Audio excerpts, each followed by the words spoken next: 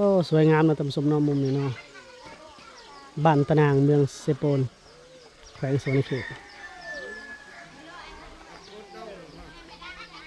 มุมนี้งามขนาดสบายดีและสวัสดีเด้อพ่อแม่พี่น้องเปิดสุขูสุคนเด้อพอกับบจอยเส้นเก่าเส้นเคยขออนุญาตเปิดคลิปโดยมือเดียวเด้อตำสมเนาะจับกล้องผู้เดียวนะแวะมาหาน้องจอยตำสมเนาะน้องจอยบ้านตะนางเป็นไรตำสมเนาะสมวิถีชีวิตความเป็นอยู่ของบ้านเพิ่นเนาะบ้านหมู่บ้านนี่บ่มีไฟฟ้าเด้อตำสม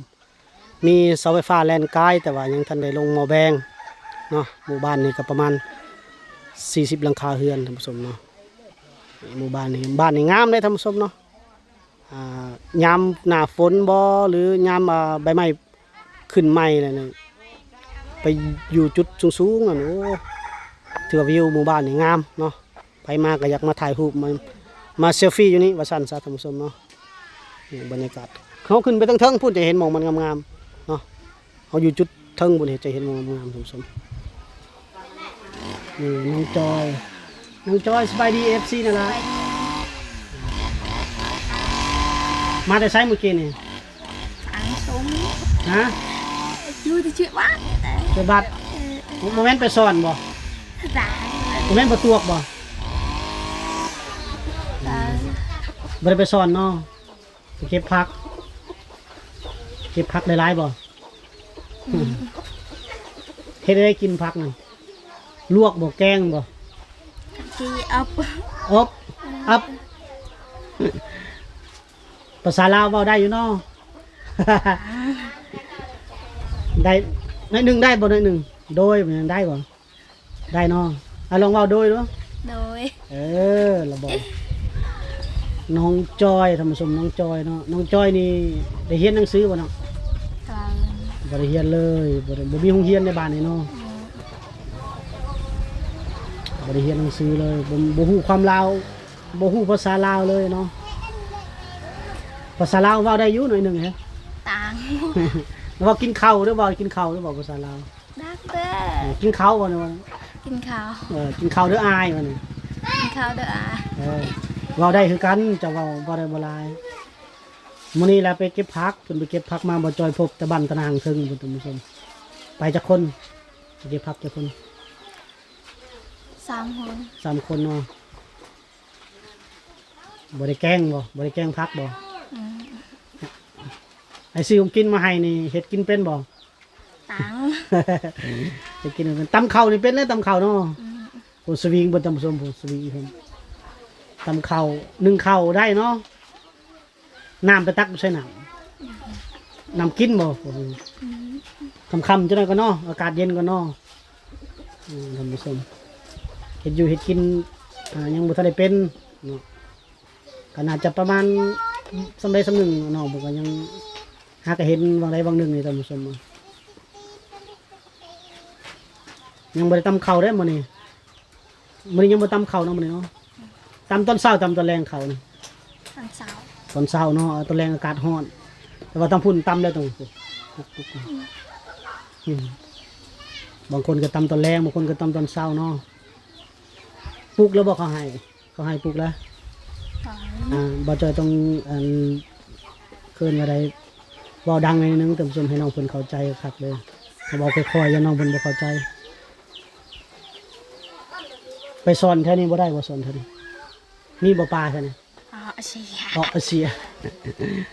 เว้าลาวหน่อยมั้ยแม่ลองเว้าลาวหน่อยมั้ยเด้อบ่มีปลาบ่นี่อ้ายมีบ่เป็นอยู่เด้ปลาบ่หลายเนาะพยักคิ้วตลอดโดยบัดนี้อย่าเฮ็ดอันนี้โดยอันนี้คิ้วได้บ่คือเด้บ่ถูกเด้เว้านำผู้ใหญ่ละโดยงามๆเด้อค่อยๆเว้าโดยบัดนี้โดยนึ่งข้าวบ่ได้นึ่งบ่เอาเฮ็ดหยังกินซะกับบ่นึ่งข้าวตาเจือฮะตาเจือเดี๋ยวเพิ่นสิให้เพิ่นนึ่งข้าวให้เบิ่งท่านผู้ชมเนาะนึ่งข้าวตักน้ำเนาะสาวลาวเฮาก็จะประมาณนี้ตำข้าวแต่ตำข้าวนี่บ่ให้เราตำดอกงานหนักท่านผู้ชม แต่ที่จริงน้องก็ได้ตำอยู่แล้วล่ะบ่ตำตอนเช้าก็ตำตอนแรงแต่ละมื้อแต่ว่างานหนักหลายเฮาบ่อยากให้เพิ่นเฮ็ดเนาะโอ้เพื่อสิตำเข้าวบุ้งหนึงแล้วนี่โอ้เหือแตกเหือแตนแล้วท่านผู้ชมบ่าวจอยซื้อไก่มาฝากตัวหนึงเด้อไปให้เจ้าเฮ็ดไว้ให้แม่เจ้าเฮ็ดกินดีกว่าเนาะเจ้าเฮ็ดกินบ่เป็นเด้อ โดย แกงบ่ไก่แกงเลยเฮ็ดให้กิน อันยอมมือนกมาเอาขอบใจเด้อว่าเด้อเอาว่าขอบใจเด้อ ขอบใจเด้อ อ่าไก่หนึ่งโตวไปเอาเข้าไว้อยู่ในครัวเลย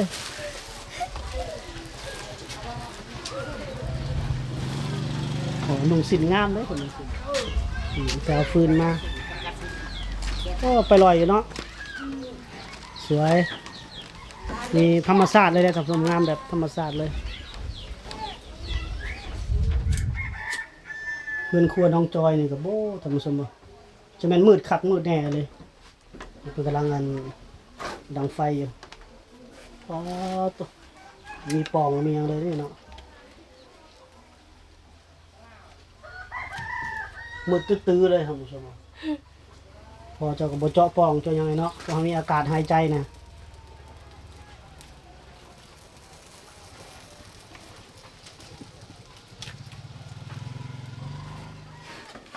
ปิดเลยเนาะ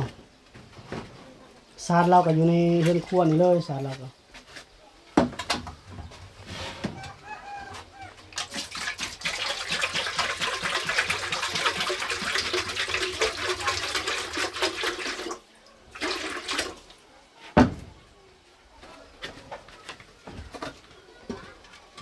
ปิดไว้เนาะ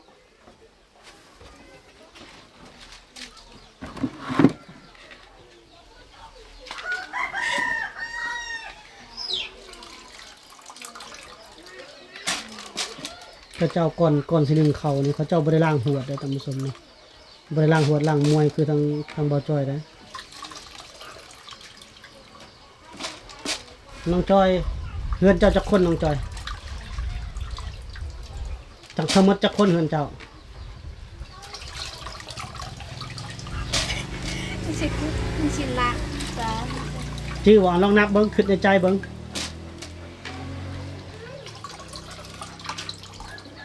ควร ทุกวัน เออ 8 คนครอบครัวเพิ่น8 คนนะผู้ชมเอื้อยเพิ่นกาแต่งงานแล้วเอื้อยเพิ่นน้องร้อยบ่จอยเคยถ่ายเท่านึงน้องร้อยนี่ถ่ายแล้วเป็นไปลืมลบในเมมโมรี่การ์ดกดลบในกล้องแล้วก็เสียเลยกู้ไฟล์ขึ้นมาได้บ่เป็นไฟล์ในโทรศัพท์แต่ท่านผู้ชมไฟล์ในกล้องถ้าลบในกล้องแล้วกู้บ่สามารถกู้ขึ้นได้ถ้าลบในโทรศัพท์มันยังจะค้างอยู่ในไฟล์ขยะอยู่เจ็บหัวเลยมัน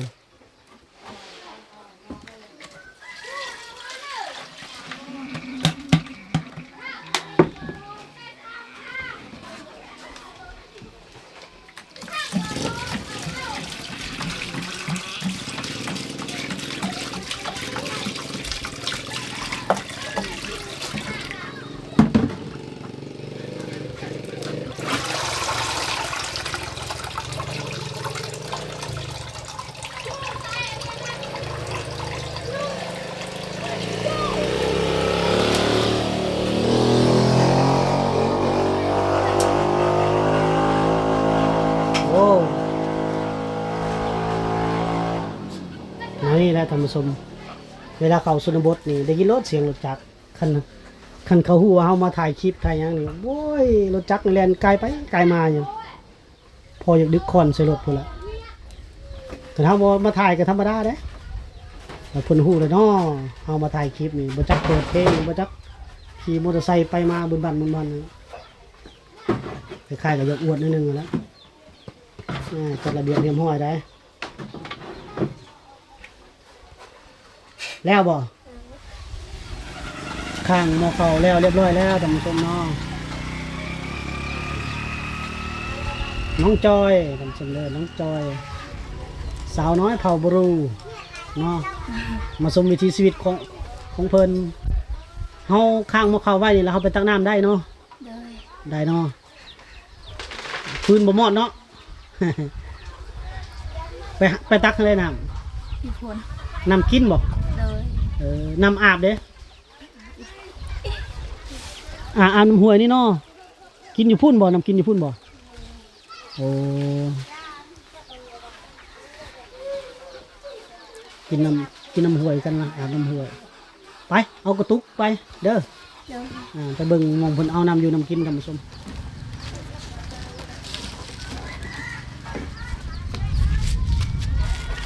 โอ้เกือบเจ้ากระสูงเลยเนาะ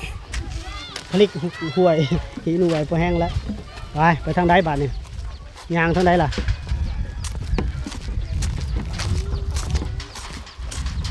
บรรยากาศเพื่อนเพิ่นบ้านเพิ่น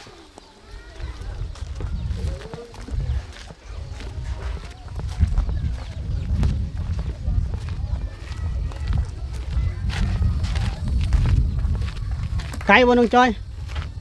เจ๊ เชี่ยบ่เลยเยิง เจ๊ อยู่พุ่นเนี่ยบ่ได้ไปเอาแล้วบ่อยู่พุ่นฮะ เป็นยัดมันจะยังไง ฮะ เป็นยัดเป็นยักษ์นี่ยักษ์ไม้เอ็ม พี่เว่าต้องพี่ ปินมาใส่กล้องนะจักเว่าพี่จังบ่ได้ไปเอาแล้วบ่อยู่พุ่น โดย ปินกันเพื่อนโอ้งามเนาะมุมนี่เนาะอยู่พุ่นบ่ไปเอาแล้วบ่ ขอ เป็นหยังแห้งแล้วบ่ โดย แห้งแล้วไปเดี๋ยวเบิ่งมุมงามไหมท่านผู้ชม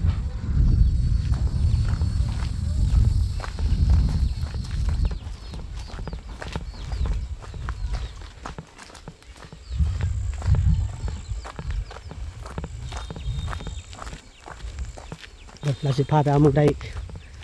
น้องจ้อยอาบน้ำอยู่ใส่อาบน้ำนะอยู่ใส่นี่บ่โอ้กระชัยพาลงผัดเมื่อยเนาะหอบ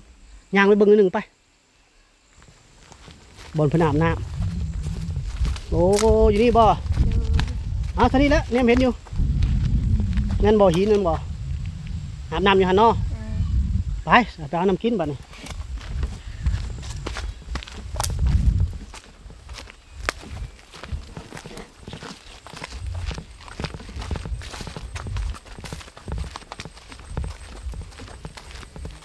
เพิ่นเอาบ่อไก่ได้อ้ายเอ้ย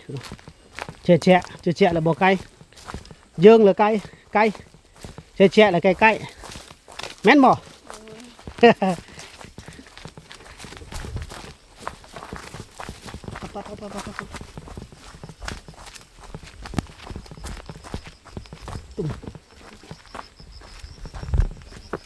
เอาแบบเรียวไทม์เลยได้เฮามื้อนี้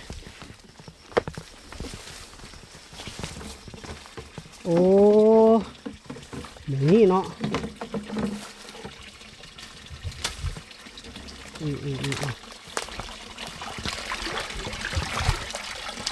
ไหลมาจากพุ่นแล้วภูเขาพุ่นแล้ว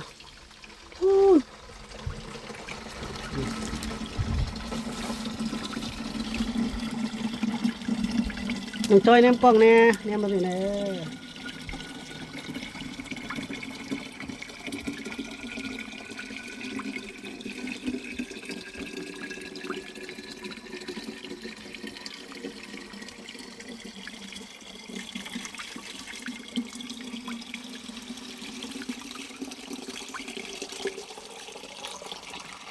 นี่แหละชาวบ้าน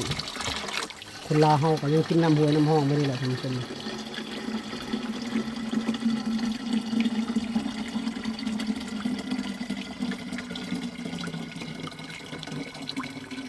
เย็นบ่น้ำนี่เย็นบ่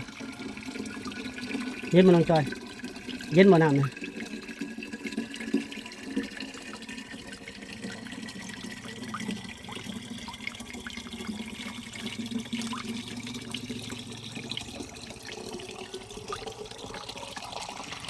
เต็มแล้วกับเบียร์นี่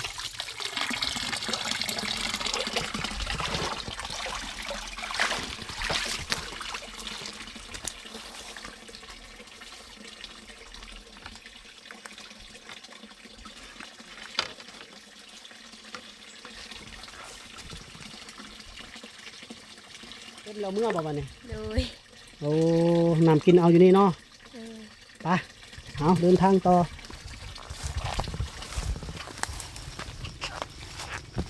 วิถีชีวิตของเขาเจ้าเนาะท่านผู้ชมเนาะ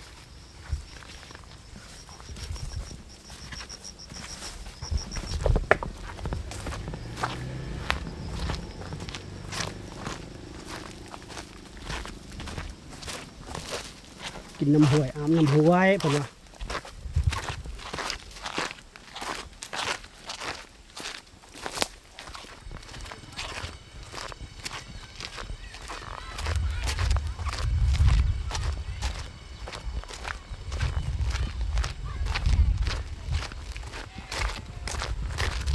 นักบ่ลงจอย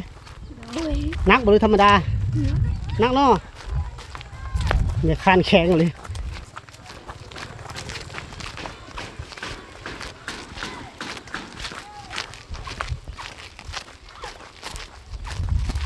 โอ้วิวนี่งามเลย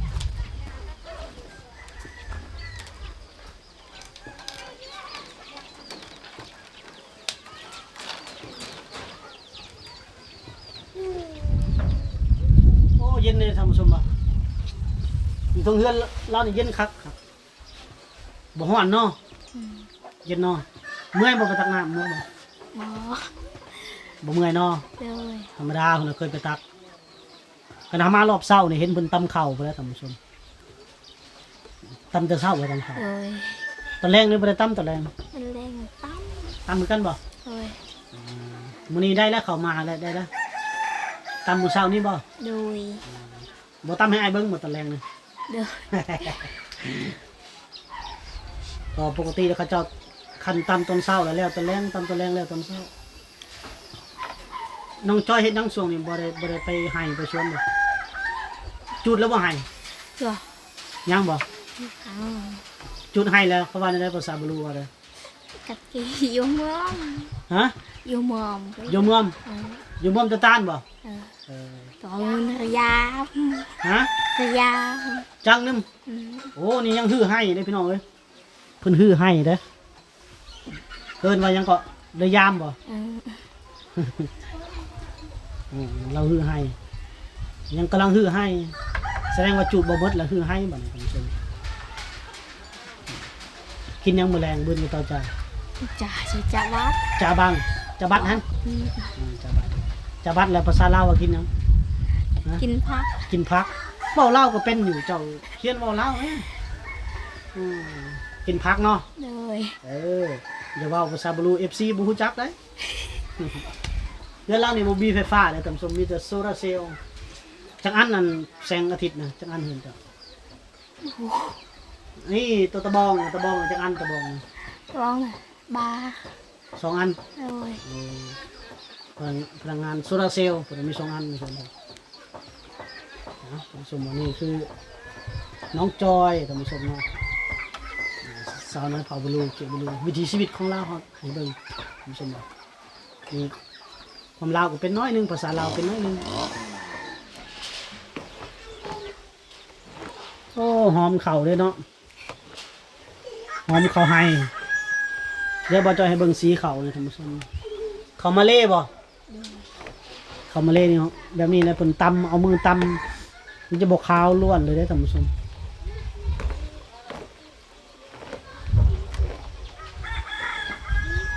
ได้ดังกินแล้วมื้อแรงบ่จอยซื้อไก่มาโตหนึ่งมาตอนเพิ่น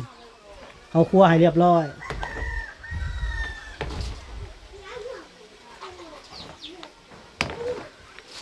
เพิ่นก็ไปเก็บผักมาท่านผู้ชมน้องๆเราก็เก็บผักมาผักป่าผักน้ำผักหยังนี่แหละ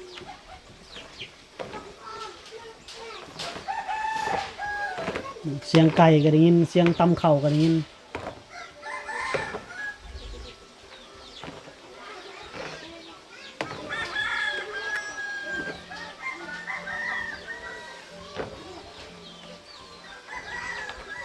เจ้าสวยเขานี่โอ้จนอายมันหมดไปแล้วกับชมจังเขาติด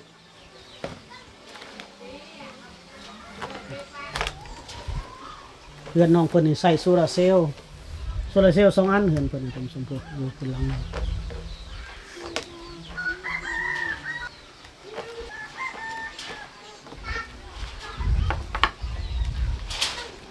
โอ้ซ้ำสิกินมานี่เนาะปั่นบักใหญ่หนึงเนี่ยติดคอปิ้นเลย